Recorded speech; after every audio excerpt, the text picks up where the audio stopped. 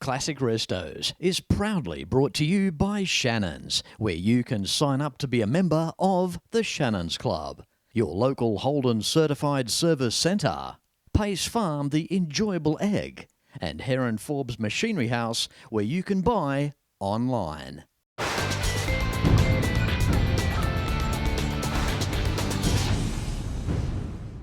G'day, I'm Fletch and welcome as I bring you to Clarendon in New South Wales. This week, it's the annual machinery show. On next week's episode, you're going to see the Kenworth Classic, two massive events here in the one location. But for now, it's the machinery in this week's Classic Restos on the road.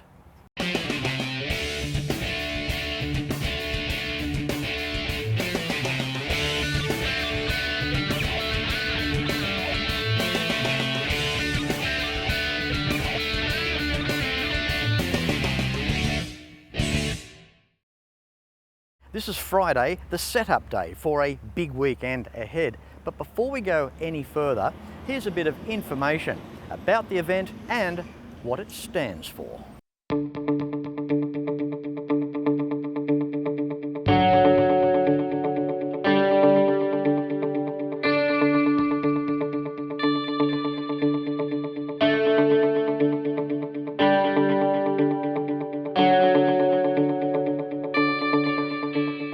Every year here at the showground, the Clarendon Classic Rally Sydney Antique Machinery Club put on this annual machinery show.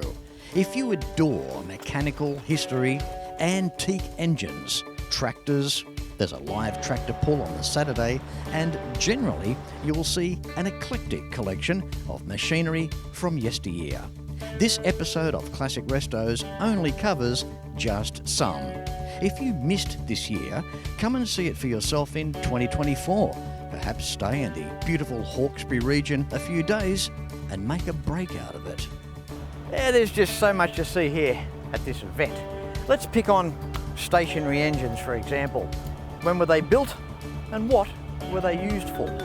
It goes a bit like this. The earliest stationary engines were developed in the late 18th century and were used primarily for powering industrial material. The engines were typically large, they were steam-powered, incredibly heavy, and they were expensive to operate. Recently, I took a Fletch Detroit tour group into the Henry Ford Museum in Detroit, and some incredible, overwhelming examples of stationary engines are in there on display that will have you in awe of the technology. Some of the oldest stationary engines date back as far as 1775, with James Watt playing a major part in the Industrial Revolution, then later to become Boulton and Watt. Here is an early James Watt engine, a Boulton and Watt engine from 1817, used the ironworks in Netherton, and this jaw-dropping Boulton and Watt engine from 1812 at Crofton Pumping Station in Wiltshire, and it still works today. Okay, so there's some history and some big stuff out of the way. It's time now to go and have a look at our smaller domestic type machinery that was used here in Australia by our parents, grandparents, their grandparents, parents, their relatives. As we make our way through this amazing antique machinery show here at Clarendon. How are you, Steve? Good, thank you, Fletch. That's the way, mate. Stationary engines, you've got a few here. This one behind us, from what I can see so far, 3 horsepower, 1922. Give us a quick rundown on this particular engine. It's a 3 horsepower open crank. It's made in Adelaide in 1922 in Mile End. They only made this particular engine for 3 years, between 1921 and 1924. So there's not too many of this particular model around. And as you can see, it runs nice and slow. It's got the oiler on the top, and it's a beautiful engine. So how many strokes is it actually firing on, Steve? Well, it's throttle governed, but I've slowed this one right down. Yep. So it's really a 4 cycle, and it should sort of fire every second pump. But because I've slowed it down, because I've got this corn mill running on it, and for the kids and everything to see, it's for a display, it's running slower. So Steve, back in the day, the year of 1922, the farmer or the person that bought this brand new, what sort of application would he subject this to? Exactly what it's running now, a corn mill, water pumps, drag saws, cutting up your timber and your logs. Look, you build up your shearing shed for shearing, pretty much anything and everything. Pretty versatile, weren't they? They were versatile. Before power and things like this, these engines, they did everything. Yeah. Good on you, mate. So just quickly, along your line up here, want to mention the others? This is a 1927 Hercules.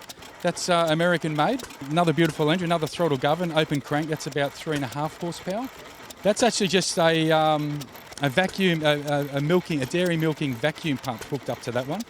And that was in a milking shed, and pulled that out. And I've just put the pipe up, and I've got I put a ball in the top. So when that belts and when that starts up, you'll actually see the ball bop up and down. And that's so when the kids and even the big kids come through and have a look, they can actually see what the vacuum pump actually does. Okay, Steve, thank you, mate. First cab off the rank here for the machinery show in the interview department. Keep up your great work. I think it's awesome what you've done. I love these little machines, how they've been restored, just to see how they would have been operating back in their time so long ago, virtually 100 years ago now. So quite incredible. Yep. Yeah. No. And thank you for coming and having a look at our hobby. Good on you. My pleasure, Steve. Thank you. Thank you. Getting around, how cool is this? We have a 1972 Foden engine on a stand. How are you, Ian? I'm fine, thanks, Fletch. This is remarkable. It sounds fantastic. What can you tell us about this particular engine? The engine was initially fitted to a small tug, which was part of a fleet of things supplied to the New Zealand Navy in the mid-1970s. However, it never saw service. And when ultimately removed from the tug, it was found that this engine had no service hours whatsoever. It was pristine clean inside, and so to my mind this is a brand new engine. Listening to it, Ian, is it affiliated with General Motors at all, with GM? It is the same principle. It is the English version of a GM, if you like to call it that. It is a two-stroke. It has twin exhaust valves per cylinder, but the inlet is accomplished by ports in the cylinder liner, which are supplied with air and scavenged via a roots blower mounted on the side of the engine. Certainly, it sounds the goods. It sounds fantastic. RPM-wise, all the power's in around $2,000. Yes, I believe when they were fitted to trucks, you had to treat them like you were going to destroy them. They had to be driven flat out all the time. Power-wise, at 2,000 RPM, what is it making at the flywheel? 175 brake horsepower. Ian, what an incredible thing.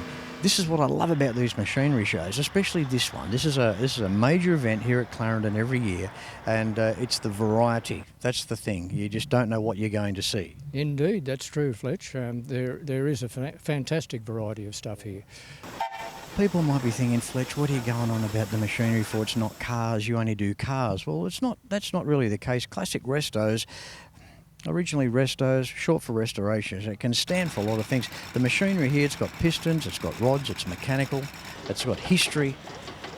We're all on the same page when it comes to the mechanical side of things, Ian. Yeah, absolutely. In terms of vehicles, we will have quite a wide selection here. So we do have everything, including a wide range of historic and classic registration of vehicles and so on. All right, Ian, enjoy your day here at Clarendon. Thank you very much for your time. It was awesome catching up with you. It was great to have a yarn. Thanks, Fletch. You're welcome. Thanks, Ian. Every weekend around Australia, motoring enthusiasts get together to share their passion for cars and bikes. It's a passion that brings us together. All sorts of people, all sorts of cars and bikes, from the classics of today to the classics of tomorrow. At Shannons, we understand enthusiasts, so when it comes to insurance, it's got to be Shannons. Shannons, insurance for motoring enthusiasts. Call 13 46 46 for a quote. When it comes to cars, there are some brands that will remain with us forever, no matter what. The Holden was always Australia's own car, held high in the hearts of many. Those lines, that chrome, the stories around them, and the people that owned them. From the classic through to the final, you can still trust in genuine Holden and AC Delco parts, available through the Holden Certified Service Network. It's time for Jim now, complete with the Fletchy sunshade. How are you, Jim? Pretty good yourself, Fletch? Good, mate, good. Look, coming here to this machinery show, it's all about finding the weird and wonderful stuff. Some of this machinery just blows your mind when you go up to it and see what is here. We've got two 8V71 GM engines here paired together. Apparently it was a factory fit. What can you tell us, Jim? It's for like an R50 Euclid mine truck. That's what it came out of, but I just wanted to have it so it wasn't a static display, so I built it so you can actually drive the thing around. It's absolutely amazing. I love the above the radiator there, the global warning. Yeah, I thought I'd just put that in. And we've got Greenpeace over on the other side. There you go. Yeah, PIECE, not PACE. Of course, because it is a green piece of engine, right? Of course.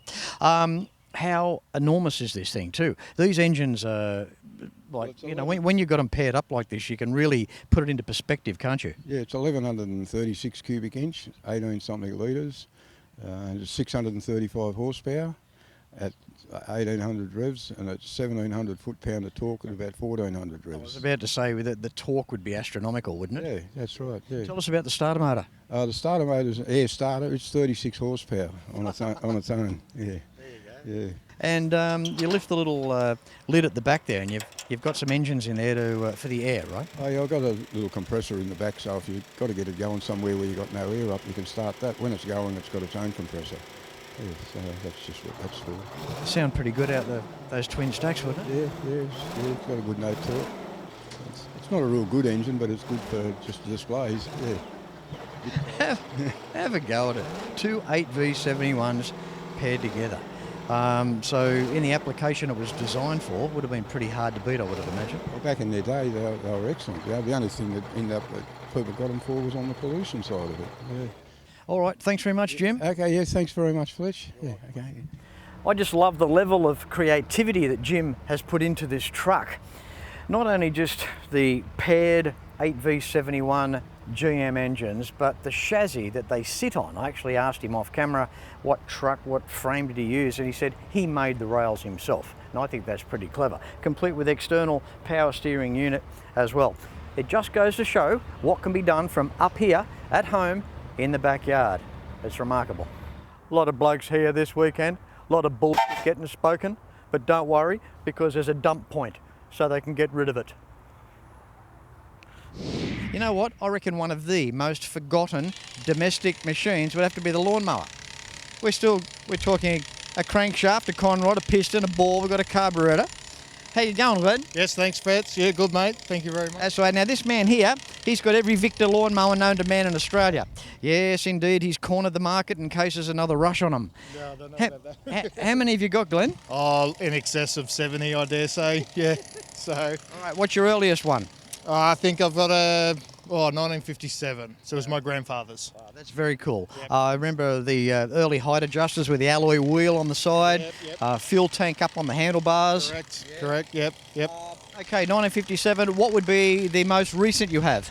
I dare say, it's a new 70th anniversary. Yep. So, straight off the shelf, it's only 12 months old. So there you go, Glenn, you've got the whole gamut. You've got it covered, haven't you? That's right. Yeah. From A to B to Z. Yeah. So yeah. So where did it start with you? When you were a little kid, did you see the windswept styling of the cowlings change over the years and thought that mowers were pretty cool, or is this something that's come about later in life? Yeah, about 10 years ago, really. So just I don't know what it was. It's an Aussie icon, so that grabbed my Just woke up one morning, had the mower fetish going on. And said I'll collect that. Yeah, start collecting, and then the bug hit, and you just keep roadside pickups and chasing them on Gumtree and stuff like that. So the hunt was more of an excitement than Every household had a lawnmower, and again, probably one of the most forgotten about appliances. A lawnmower was used, it was sold, it was taken to the tip, whatever. But here we are today. and to see them all lined up. Any particular era or type of mower is your favourite, Glenn? Oh, the 50th anniversary is my favourite. Yeah, I love the hunt to find those ones. So, but of course the VC 160 too. So. And are we in the same realm as classic cars, bikes and trucks? Are these mowers, are they getting harder to find, or are they still sitting in sheds? Well, I dare say there'd be a couple of sheds here and there where the mower's just sitting up in the back corner. It'd be probably annoying you a little bit that you'd know that they'd be out there in the sheds and you just don't know where they are, Glenn. Right. It's the hunt, mate. Definitely, Fletch. Yep. All right, Glenn, thanks for catching up and putting the time aside. I know, busy day, setup day here today. The amount of items here on display and the machinery coming in. If you missed this year physically to get here in 2023, try and get it in your diary for 2024. It's an outstanding event. Glenn, again, thanks for your time, mate, and well done in the preservation of these lawnmowers. I think it's very cool, mate. Good on you. Thanks a lot, Fletch. Good on you, mate. Thanks for your time. You're welcome. Thanks, mate. Thank you. How's this for an interesting fun fact?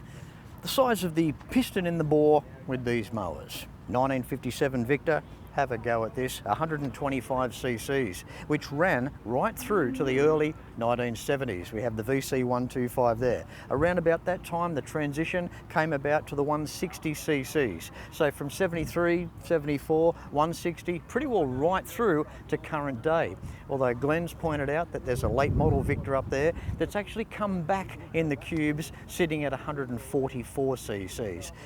Interesting stuff. 125 cc's hauled the mail from 57 right through to the early 70s before they were upgraded, a little bit more power with the 160s.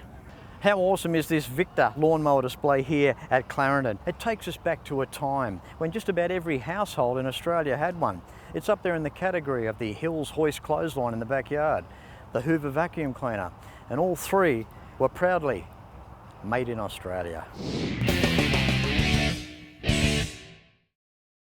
When I was a kid, I loved cars, still do. The 57 Cadillac Eldorado Brougham was the most advanced car in the world. Cost more than a Rolls. Hand-built with a stainless steel roof, cruise control, electric seats, and would you believe, air suspension. American iron. It's a passion Shannons understand. That's why they insure my daily drive, the caddy, my bike, even the house. Call Shannons on 13 46 46. Shannons, insurance for motoring enthusiasts. They may not be making the classic Holden anymore, but the legacy lives on. You can still have a Holden certified service using genuine Holden and AC Delco quality parts at over 180 centres across Australia. Go to holden.com.au to find your nearest centre. Book your Holden in, maintain the pride. If you're after insurance for your classic, Shannons is a pretty good place to start. Want to pick up the phone and give Shannons a call for a quote and a chat on 134646. Keep in mind too that the Shannons Club awaits you as Australia's largest automotive online hub. For more information visit shannons.com.au.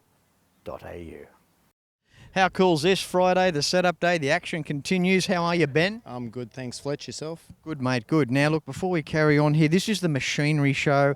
Ben's here with a beautiful Road Boss truck. He's got some Chev trucks as well, high-powered. He races them. He's done all the work himself. He's a very clever guy. Those trucks are absolutely awesome. Okay, also Ben's here with his family, which is also really, really nice here in Clarendon this year. Now, we've got some tractors. We've got three here. First of all, we'll kick off with the David Brown, the 30C. You've done some extensive work to these three tractors. Let's have a quick rundown on each one. What have you done here to the David Brown, Ben? Or should I say, what haven't you done? Okay, it's got a 350 Chev, twin turbo. I pulled the actual tractor out of a creek in Deniliquin, I think. Paid $300 for it. Got it home, engine was seized, and I thought to myself, what could I possibly put in this thing? And just made the adapter plate up, machined shafts, and got it all to work, and it's, yeah. It's not powerful enough for the weight, mate, is it? No, not really, no. I've given it about 3 pound a boost, and I think I seated me pants, but yeah. From a fun perspective, it must be awesome to drive. Yeah, it is. Yeah, the clutch works really good. The brakes work really good. Everything functions as it did in 1954. It's just wild. You can plough a paddock in under 10 seconds. Oh yeah, with the front wheels off the ground. Very cool stuff. I love what you've done here, Ben. Also, your attention to detail. You look at the engine sitting there in between the rails. It's just so neat. The turbo's really done superbly as well. The pipe work is nice, even right down to the paint colour. It's just everything you've done so nice. Even while you park your bum up the back, the beautiful timber work. That's a nice thing too, Ben. Yeah, I just try to keep it looking like it was supposed to be in there. Yeah. Like, I know the turbos hanging out the side of it are a little bit over the top, but I painted the engine the same colour as the original colour, and I just wanted to look like it was supposed to be in there. Okay, Ben, the Howard 2000, what's going on here? It's got 140 horsepower there on the side cover. How accurate's that? Yeah, it depends on how much boost you put through it, I suppose, but that engine, naturally aspirated, should make 120 horsepower, 110 horsepower. These are a racing engine to start with, weren't they? Yeah. This motor actually come out of a legend car. They're just a 1200 motorbike motor that's been modified, and I just thought I'd maybe put in a Howard tractor. Not a silly question, but the turbo does bring it to life, like big difference? Yeah, it does. Well, this motor will rev to 10,000. I haven't revved it that hard. I haven't been game enough. It gets back to how quick do you want to plough that paddock, you know? Yeah, that's exactly right. But trying to get it to work because it doesn't have 4 carburettors like a motorbike setup. So I've actually put a 350 Holly, made my own intake manifold, made my own exhaust manifold, so it actually boosts and blows through into the Holly. Now, we've just left the 1968 Howard 2000 with about 5,500 horsepower, and we've got a 66 now, another Howard 2000, a slightly smaller tractor, but that doesn't mean to say it can't be modified. What have you done here, Ben? Okay, well, this one was my very first one. I've had this one for a long time. It's still got the 12 horsepower Briggs & Stratton motor in it. It's actually box stock original, and I just wanted to see if I could put a Mac. That turbo's off a CH Mac, and I built the exhaust manifold for it, and I wanted to see if it'd actually spin it, and it does. Ben, thank you for showing us just 3 items that you brought here this afternoon. The work is immaculate, and it's a credit to you, Ben. Well done. Thanks very much, Fletch. I much appreciate it. One highlight at the machinery show, well worth hanging around for into the night, just has to be the tractor pull.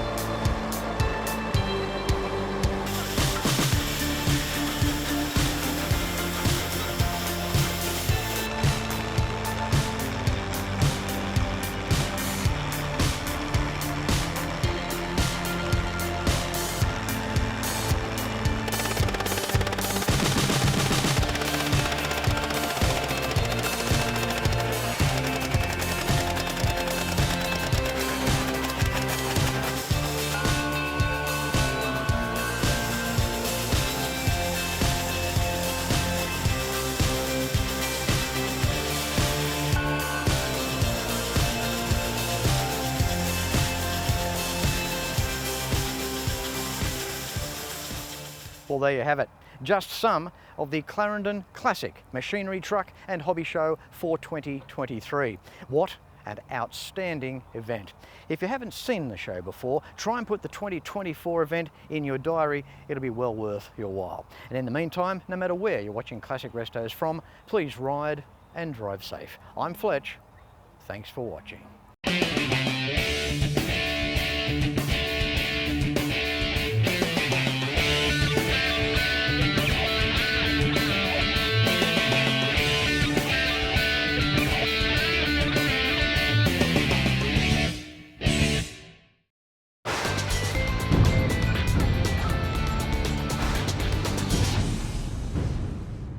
You can like and follow us on Facebook at facebook.com/Classic Restos TV and watch catch-up episodes at shannons.com.au. Classic Restos is proudly brought to you by Shannons, where you can sign up to be a member of the Shannons Club, your local Holden certified service centre, Pace Farm the enjoyable egg, and Heron Forbes Machinery House, where you can buy online.